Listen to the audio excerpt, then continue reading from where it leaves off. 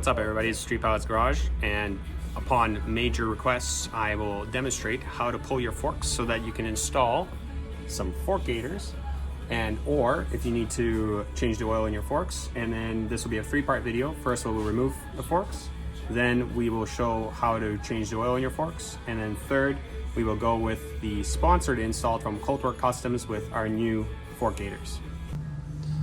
Begin by safely jacking up your bike so that your front wheel is off the ground. Next, using an 8mm Allen key, we'll remove the brake caliper from your fork and we'll securely mount it up top.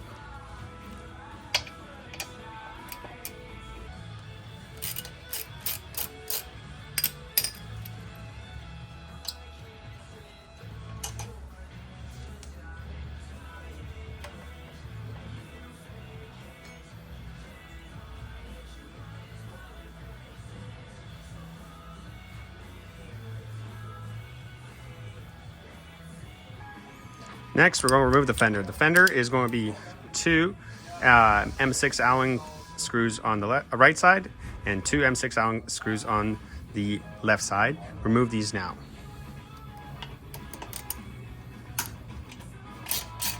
With the fender removed and out of the way, now we got to take out the axle nut. First, you got to loosen the pinch bolt, which is also an M6 Allen key. Loosen the pinch bolt now.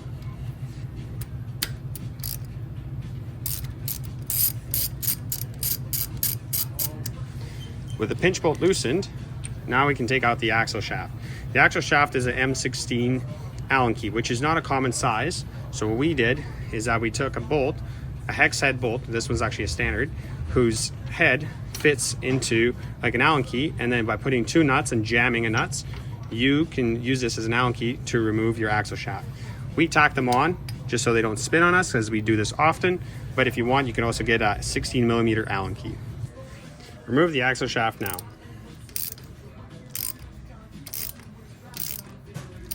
As the bolt will come out, the wheel will drop, so support it with one free hand.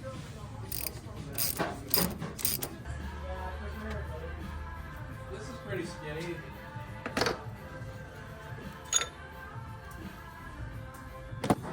With the wheel removed, now you're at the forks. A lot of people are going to have concerns about what the measurement up here should be. So before you loosen anything off, what I would do is I would measure the distance of protrusion of your fork through your upper tree clamp.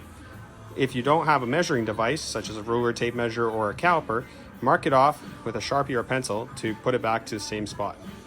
Do this now. With your fork marked off, now remove one M6 Allen bolt on the upper tree clamp and two on the bottom one, and then you will be able to wiggle out the fork. Same will be done on both left and right side.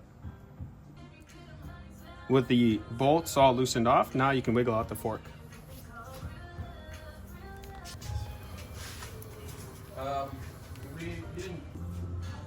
You may have to wedge a little bit to open up your upper and lower tree clamps to ensure that the fork can slide out.